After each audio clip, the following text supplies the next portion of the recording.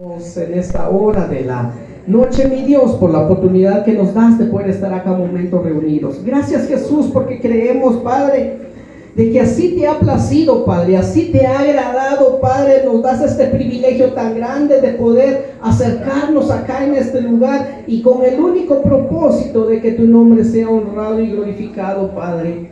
Bendice a tus hijos, Padre, quienes están presentes, Padre, los que no lo van a estar o no están, Señor.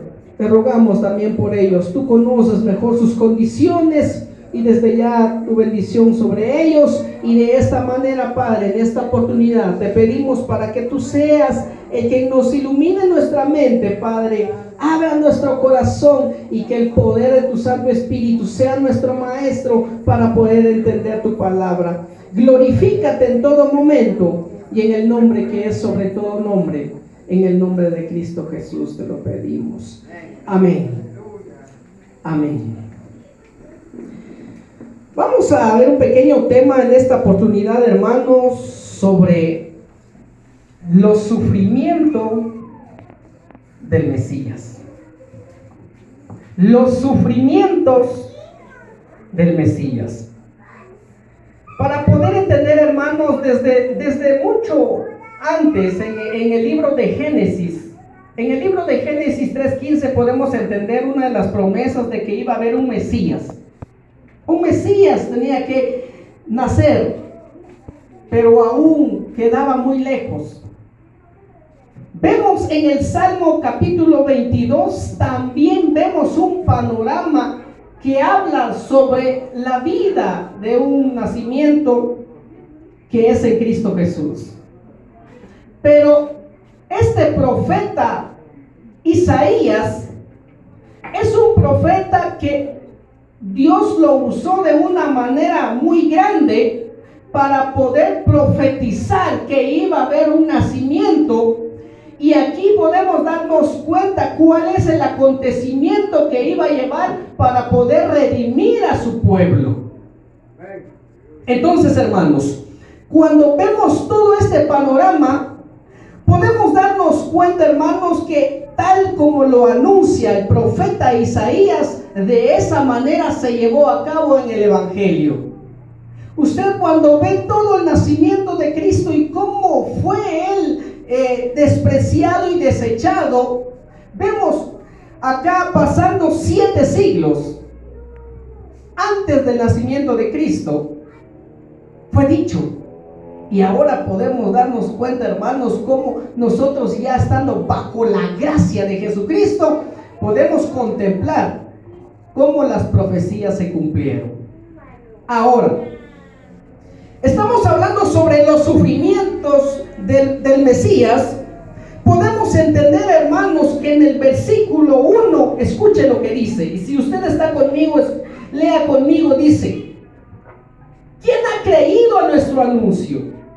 ¿Y sobre quién se ha manifestado el brazo de Jehová? El Señor le hace ver a Isaías, tenés un papel muy claro, pero quiero hacerte ver que no va a ser nada fácil, porque muchos lo van a negar, aún no van a creer en él. Esta profecía lo estamos viviendo hoy. Porque si tanto las personas tuvieran el interés de conocer al Señor, la iglesia estuviera llenísima. Todas las iglesias tuvieran el anhelo de buscar al Señor. Pero dice este pasaje: ¿quién ha creído a nuestro anuncio? ¿Y sobre quién se ha manifestado el brazo de Jehová? Una de las declaraciones más claras lo hace ver Juan capítulo 12, versículo 38. El Evangelio lo menciona una vez más y quisiera que usted me ayudara con este pasaje. Juan capítulo 12, 38, y me hiciera favor de lecturarlo, hermano, por favor, el que lo encuentre, y así juntos vamos a estar participando.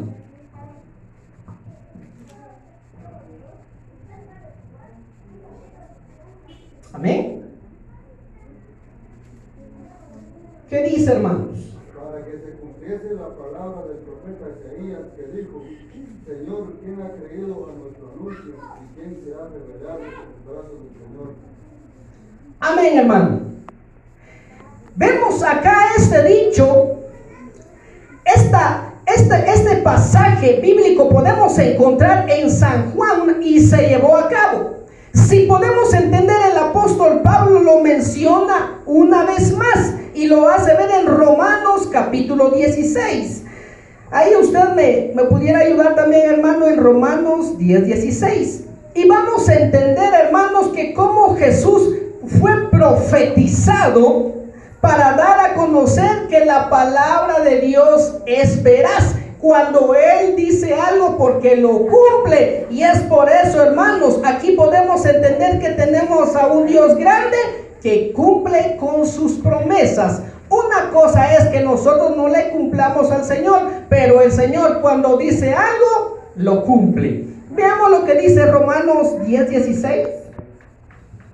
¿Alguien lo tuviera? Mas no todos obedecen el Evangelio, pues Isaías dice: Señor, ¿quién ha creído a nuestro anuncio? Amén, hermanos.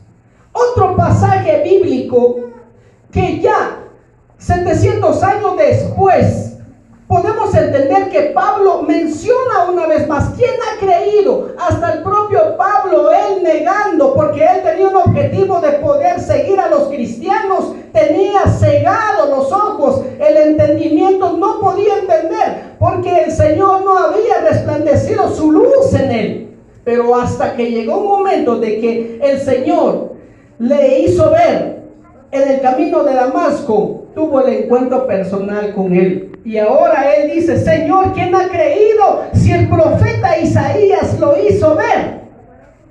El profeta Isaías lo hizo ver, ahora lo estamos viendo. Porque cuando el apóstol Pablo tuvo la experiencia de poder llevarlo a cabo, no todos creían en él. Aún incluso Pablo murió preso. ¿Por qué murió preso? Por testificar. Porque muchas personas no estaban de acuerdo con él, pero su objetivo él era predicar las buenas nuevas de salvación. Y él hace nuevamente mencionar acá este pasaje: ¿quién ha creído en nuestro anuncio y sobre quién se ha manifestado el brazo de Jehová? Ahora, hermanos, podemos entender la parte, todo como el Señor empezó a manifestarse, llevó a cabo toda su obra, pero él se inclinó nuevamente. Por eso la primera parte dice: ¿quién ha creído en nuestro anuncio? Muchos lo han negado. Pero el favor del Señor que está hacia nosotros, hermanos, y por su gracia estamos ahora acá, dice en la segunda parte: ¿y sobre quién se ha manifestado el brazo de Jehová? Hermanos, el privilegio más grande es de que nosotros ahora tenemos a un Dios glorificado, un Dios que está sentado a la diestra del Padre, intercediendo por cada uno de nosotros, hermanos. Y esta es la razón que nosotros nos reunimos acá, para darle la gloria a Él en todo momento, hermanos. ¿Por qué? Porque podemos entender que el versículo 1 al versículo 3, podemos entender, hermanos, de que como el Señor preparó el camino para rescatar al pueblo cuando estaba muerto en sus delitos y pecados. Hermanos, y por eso dice en el versículo 2: y subirá cual renuevo delante de él, y como raíz de tierra seca. No sé si usted se ha dado cuenta cuando la planta llega a su momento, la planta natural. Creo que estas plantas no vuelven a florecer. Estas son únicas, y no estoy mal. Pero si vamos a usar otro ejemplo sobre otra planta, nosotros podemos darnos cuenta que tiene un tiempo. Un tiempo, por ejemplo, el aguacate, el café, todo eso. Podemos darnos cuenta que llega un momento donde florece. Mayormente el cafetal en estos tiempos, podemos darnos cuenta que es frondoso. Es frondoso. Pero ya cuando termina la cosecha, empieza sus ramitas empiezan a secarse poco a poco, y luego uno se da cuenta que la plantita empieza a desfigurarse. Pero después de que cuando viene la lluvia, viene a dar nuevamente sus hojas. Y precisamente esto es lo que el Señor nos hace ver. El renuevo delante de Él, dice, el propósito es levantar al Cristo crucificado para poder restaurar a su pueblo que estaba muerto en sus pecados. Y podemos darnos cuenta, dice, subirá cual renuevo delante de Él y como raíz de tierra seca. Algo milagroso, hermanos. Es increíble cuando nosotros podemos darnos cuenta en un lugar donde no hay vida. Tierra donde no hay vida, quizá usted se puede dar cuenta, es muy seco la tierra, quizá no produce la semilla, y aún cuando no produce la semilla, es muy difícil decir de que pueda salir algo de ahí. Pero en los planes del Señor estaba de que el Mesías iba a nacer, no importando en qué condiciones esté. Cuando la palabra del Señor dice algo, es porque lo cumple. Y aquí podemos darnos cuenta, hermanos, como raíz de tierra seca. Directamente va el profeta Isaías y le hace ver, dice que va a salir cuando el pueblo de Israel estaba sujeto al imperio romano, cuando no tenía esperanza. Ahí es cuando va a salir el Mesías, dice. Y el Mesías, imagínense, hermano, que cuando el pueblo sentía que ya no tenía esperanza, los judíos cuando se dieron cuenta que ya no había dónde agarrar, la profecía se cumplió. Una profecía se cumplió en la cual se dio para todo el mundo. Pero directamente pasa el panorama en la segunda parte del versículo 2, dice: no hay parecer en él ni hermosura, le veremos más inatractivo para que le deseemos. El Señor iba a nacer, y precisamente esta es la época donde nosotros, hermanos, donde decimos, bueno, creo que es el último mes del año y es la Navidad. Comamos y bebamos, porque mañana moriremos. Pero el objetivo de todo cristiano es: Señor, no importa cuándo naciste, lo que sí me interesa es de que tú estás en mi corazón, y el motivo es darte la gloria en todo momento. El cristiano, hermanos, no es el último mes que pueda decir: Señor, gracias. El cristiano, el Hijo de Dios, en todo momento debe estar agradecido con el Señor. Son las 24 horas, hermanos, donde nosotros tenemos que darle lo mejor al Señor. Y por eso dice la palabra de Dios: os ruego, hermanos, busquen de Dios constantemente, no importando la circunstancia. Porque cuando nos vamos a dar cuenta acá en este pasaje, dice: no hay parecer. Isaías cambia el panorama por completo. Aparte de que iba a nacer, se iba a llevar a cabo un milagro, da la conclusión cuál es el sufrimiento que iba a tener. Dice: le veremos más inatractivo para que le deseemos. La manera que iba a morir no era nada bueno. Pero ¿cuál fue la razón que el Señor haya enviado a su Hijo? ¿Cuál fue la razón? Porque estaba pensando en mí y en usted. Decía: este es un pecador, esto necesita un Salvador. ¿Por qué, hermanos? Porque el apóstol Pablo decía: si hay alguien que sea tan pecador, yo lo soy, decía. ¿Por qué? Porque cuando vemos nuestra condición de edad del Señor, nadie podía pagar un centavo, nadie podía inclinar a nosotros. ¿Por qué? Porque nosotros tenemos una naturaleza pecaminosa, hermanos. Pero es por la pura gracia es que nosotros estamos acá. ¿Por qué? Y aún incluso nos ha dado el privilegio de ser su hijo, hermanos.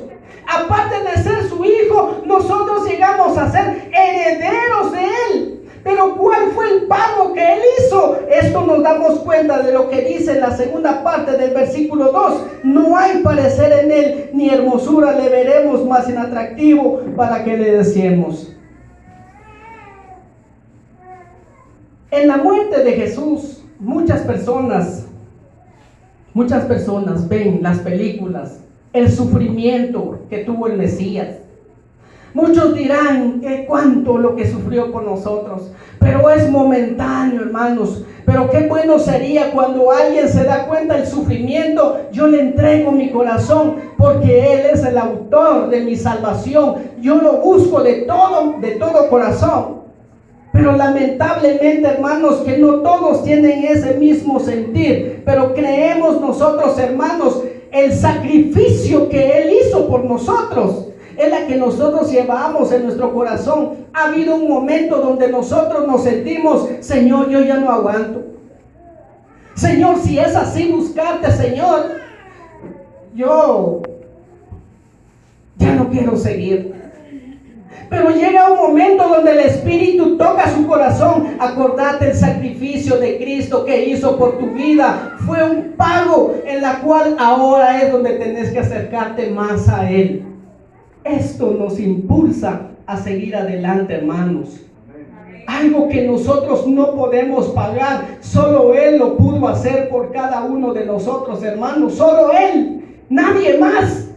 ¿Cómo fue el sacrificio de Él en aquella cruz? Lo desfiguraron, lo menospreciaron. ¿Por qué causa? Cuando Él tenía su trono, no, se inclinó hacia la humanidad. Voy a dar mi vida por ellos.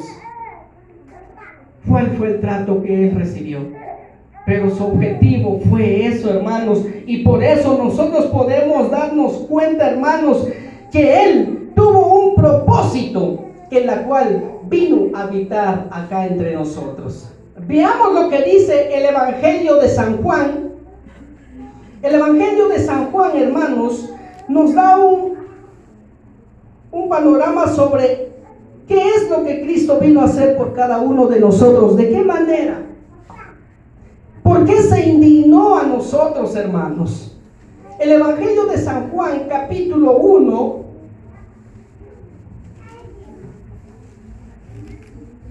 Amén, hermanos. El Evangelio de San Juan, capítulo 1, versículo 12 y 13. Hermanos, si usted ya lo tiene, me lo hiciera a favor de lecturar para que me...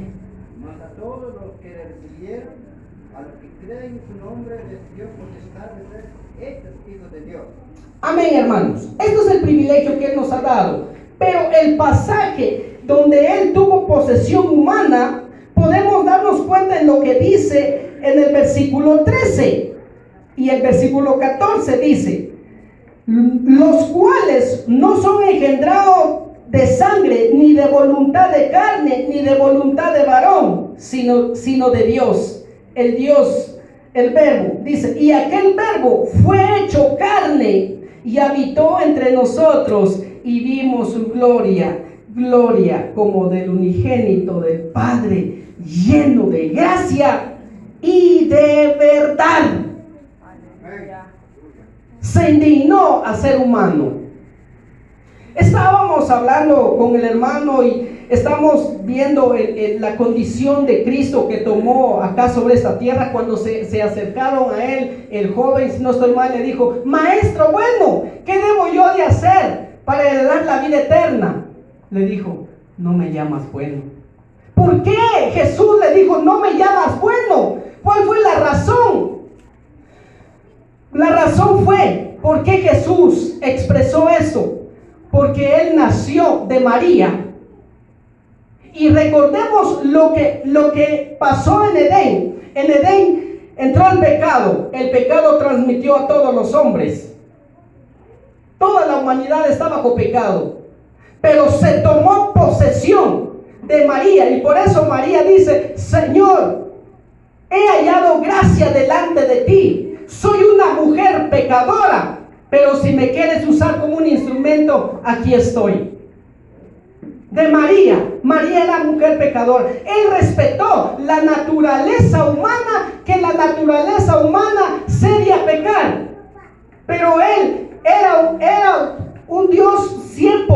divino y era 100% humano. El objetivo fue, hermanos, de que él acá en esta tierra no pecó, pero se hizo humano, y por eso que el apóstol Pablo dice de que él se hizo maldito para que nosotros fuésemos benditos. ¿Por qué? Porque esa cruz nos merecía a nosotros, pero él dijo: yo voy a tomar el lugar de ellos, y por eso que estamos aquí, hermanos. Privilegio tan grande que el Señor nos ha dado, hermanos. ¿Por qué dejarle la espalda a él? Porque muchas veces nosotros lo hemos negado con nuestra propia actitud. Porque muchas veces nosotros le hemos dado la espalda. A veces nosotros hemos darle lo que sobra cuando él se merece lo mejor. ¿Se ha evaluado alguna vez usted? Si se puede, pues de plano si no. Humanamente. Pero cuando el Señor nos pide lo mejor de nosotros, hermanos, Él nos pide lo mejor. Aquí es donde nosotros tenemos que meditar por un momento. Aquel renuevo habla de aquel niñito que nació en Belén. Nació en Belén. No sabía lo que se esperaba. Humanamente lo mirábamos. Pero el objetivo del Señor era para rescatar a su pueblo. Se tuvo que encarnar. A pesar cuando se veía todo que no había esperanza, el Señor aparece. ¿Y cuál fue el objetivo que Él trajo a esta tierra? Por eso que los ángeles, cuando nació el Señor, gloria en las alturas y paz en la tierra y buena voluntad para los hombres. Esto es lo que el Señor trajo para la humanidad. El regalo más grande que el Señor ha enviado, y es su Hijo Jesucristo, que nos vino a rescatar de donde nosotros estábamos, hermanos. Ahora que nosotros tenemos el privilegio de ser su Hijo, démosle lo que nosotros sentimos en nuestro corazón. ¿Por qué? Porque cuando nosotros nos sentimos tan afligidos y desesperados, recordemos que siempre hay alguien a la par nuestra y nos dice: no temas, yo estoy contigo.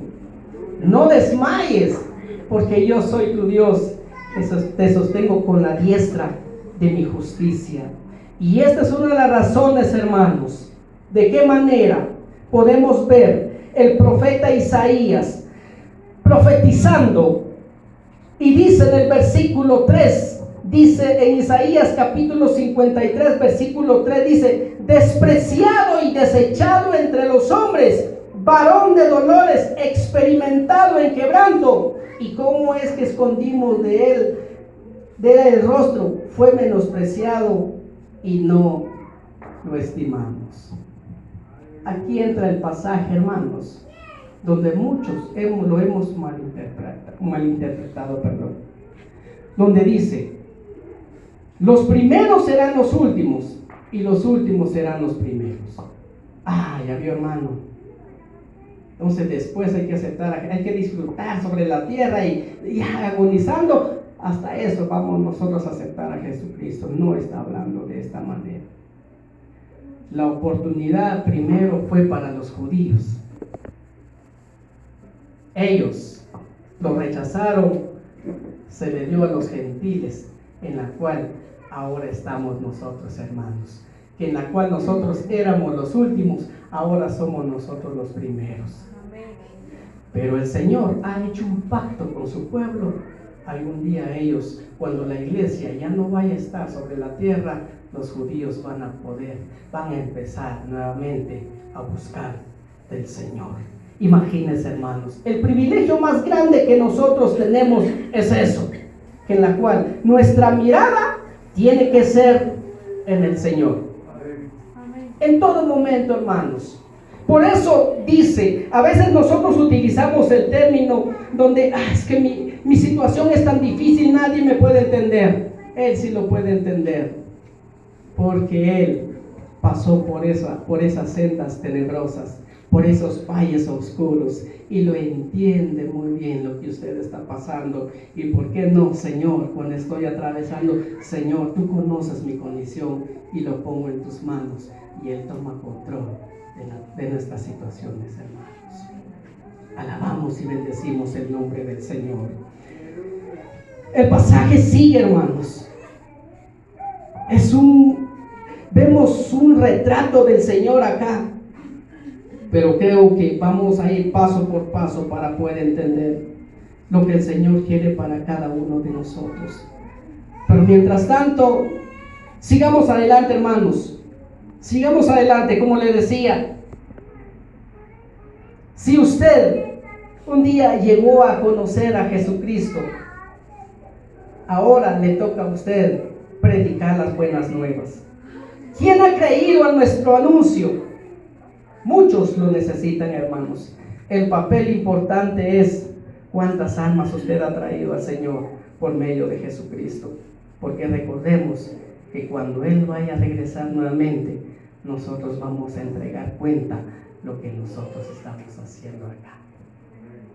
Esto es lo que debemos de entender, hermanos. El Señor conoce nuestro corazón. Él conoce nuestra condición.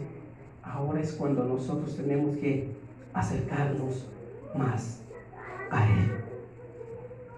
Inclina su rostro, hermano. Inclina su rostro. Quizá usted ha llegado un momento donde le ha dicho al Señor: Señor, ya no soporto lo que estoy atravesando. Quizá usted un momento donde le ha dicho: Señor, ¿hasta cuándo? ¿Hasta cuándo va a terminar todo esto? Pero no olvide de que la presencia del Señor siempre está con usted. Lo que hace Él es hacernos ver cuál es la disposición que tenemos para acercarnos a Él. Cuando pasamos por esos momentos, porque sabemos que tenemos un adversario, hermanos, Él ve nuestras debilidades, pero el Señor es poderoso.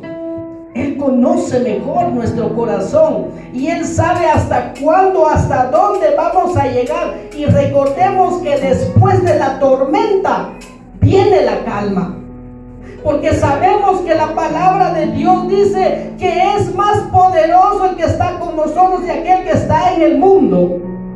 Son unas promesas que el Señor nos ha dado para cada uno de nosotros y no la debemos de olvidar, porque sabemos que el Señor es veraz. Y por eso, Señor, gracias te damos en esta hora de la noche, mi Dios, porque nos muestras a través de tu palabra a tu Hijo, que dio su vida por cada uno de nosotros. A tu Hijo, Padre, que enviaste por propiciación a nuestros pecados. Gracias, Señor, porque hasta aquí tú nos has sostenido con la diestra de tu justicia. Padre, si tú no hubieras muerto, si tu Padre no hubiera resucitado, vana sería nuestra fe. Pero gracias, Jesús, porque resucitaste. Y esto nos inspira confianza, Padre. Nos inspira valor. ¿Por qué? Porque dijiste: voy a irme, pero no voy a dejarlo solo. Voy a enviar al Consolador. Voy a dejarles al Consolador. Pero yo voy a regresar nuevamente aquí. Yo vengo pronto, mi galardón conmigo para recompensar a cada uno conforme sea su obra. Y te estamos esperando, Señor. Te estamos esperando, Jesús, porque creemos, Padre, que esta es la promesa que tú dejaste para con cada uno de tus hijos, que algún día seremos glorificados. Glorifícate en todo momento, mi buen Dios, en el nombre que es sobre todo nombre, Padre, en el nombre de Cristo Jesús. Amén.